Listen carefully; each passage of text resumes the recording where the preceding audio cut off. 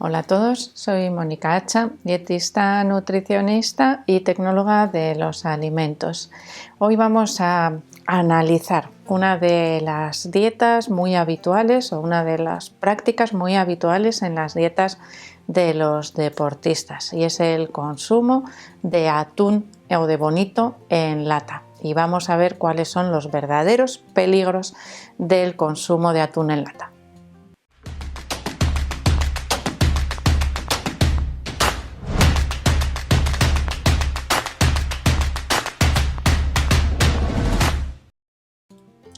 El atún en lata es uno de los recursos, podríamos decir, favoritos de muchos deportistas para aumentar la cantidad de proteínas de la dieta, es decir, para que ese consumo proteico total a lo largo del día sea fácilmente aumentado. Es decir, abro la lata, la escurro, la echo en una ensalada, en un bocadillo, en una tostada, la mezclo con unos huevos.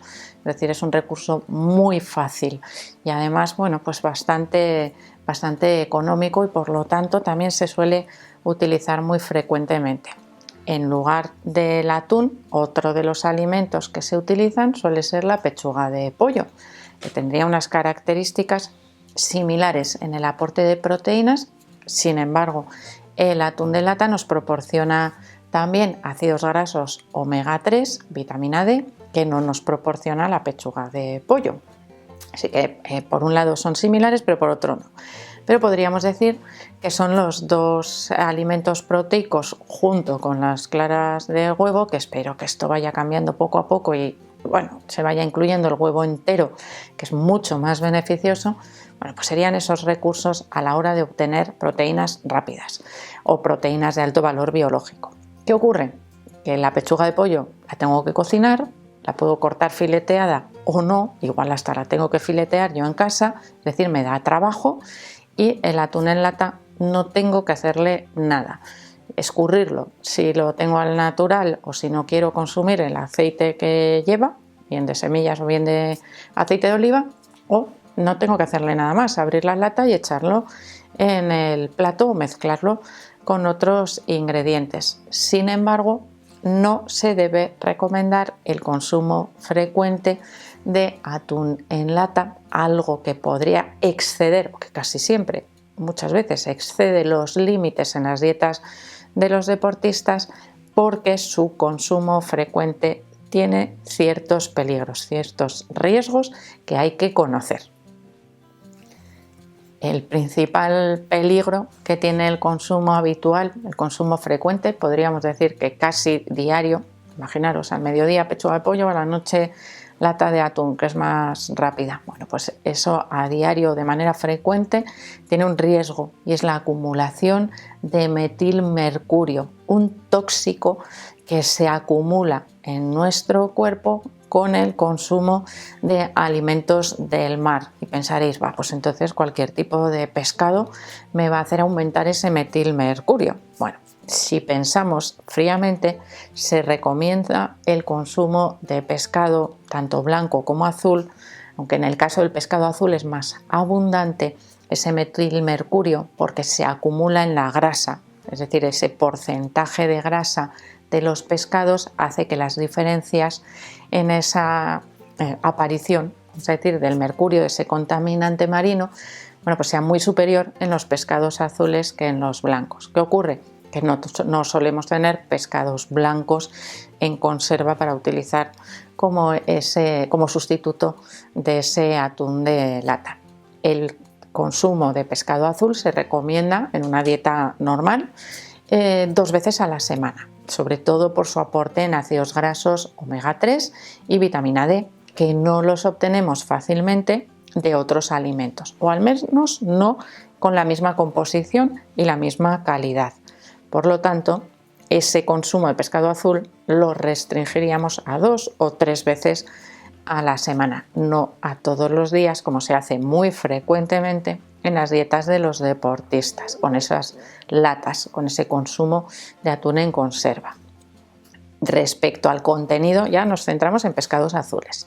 El contenido de metilmercurio es variable y depende del tamaño total del pescado. ¿Qué ocurre? Que en esas latas nosotros no sabemos exactamente cuál es el tamaño de ese pescado. No lo sabemos exactamente, pero sí más o menos, y ahora os lo voy a decir, porque más o menos se utilizan siempre pues, bonitos o atunes de un tamaño similar para pues, luego obtener los trozos y ese proceso industrial de enlatado. Se utilizan alrededor de unos 20-25 kilos la mayoría de las veces, el tamaño de esos pescados. Eso ya se considera un tamaño mediano grande, no un tamaño pequeño. Las recomendaciones actuales por las agencias de seguridad alimentaria mundiales nos recomiendan priorizar el consumo de pescados azules de pequeño tamaño, es decir, que tienen una menor acumulación de mercurio.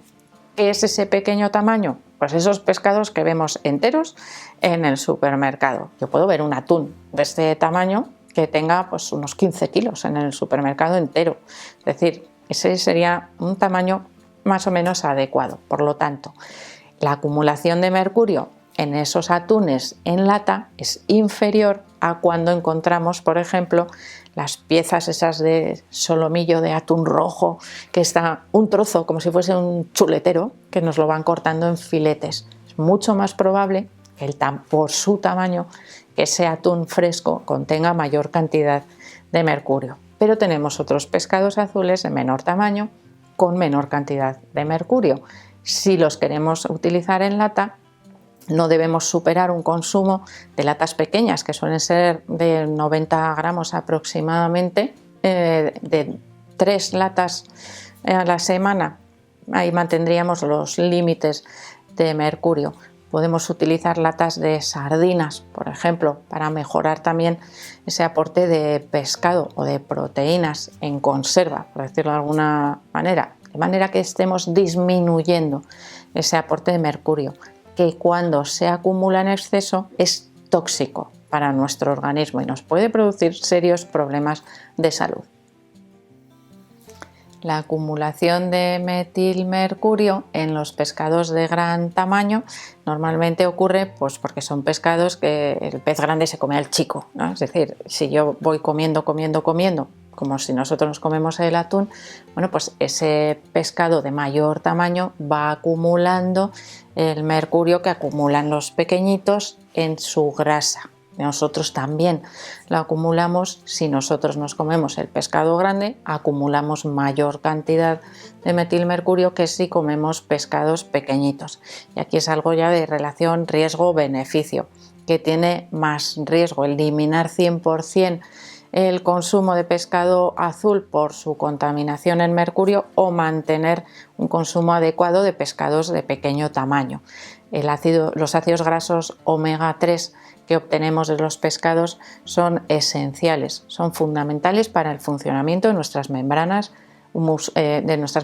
celulares. Por lo tanto, es algo que no debe faltar en la dieta y si no existe ese aporte, tendríamos que obtenerlo a través de suplementos, que para obtener la misma calidad serían suplementos derivados del aceite de pescado. Por lo tanto, estamos prácticamente en lo mismo. Así que priorizamos pescados azules de pequeño tamaño, más que de gran tamaño o de tamaño desconocido, podríamos decir, en el caso del atún de lata. Y de esa manera obtenemos esos beneficios, pero disminuimos los riesgos. ¿Cuáles son esos riesgos?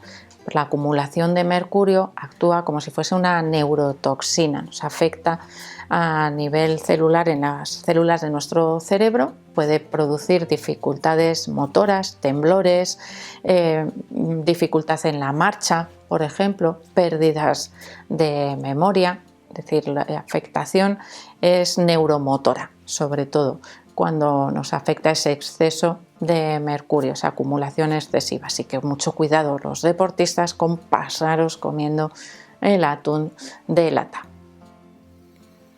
Cuando se ha empezado a hablar de los riesgos del consumo de atún en lata, igual alguno ha pensado que se debía a las latas. Antiguamente se utilizaban latas de otros materiales diferentes que no tenían recubrimiento interior. Si os fijáis, actualmente el interior de las latas de conserva de pescado está recubierto y por lo tanto no se produce esa transferencia de componentes de la lata, es decir, el riesgo no va por ahí.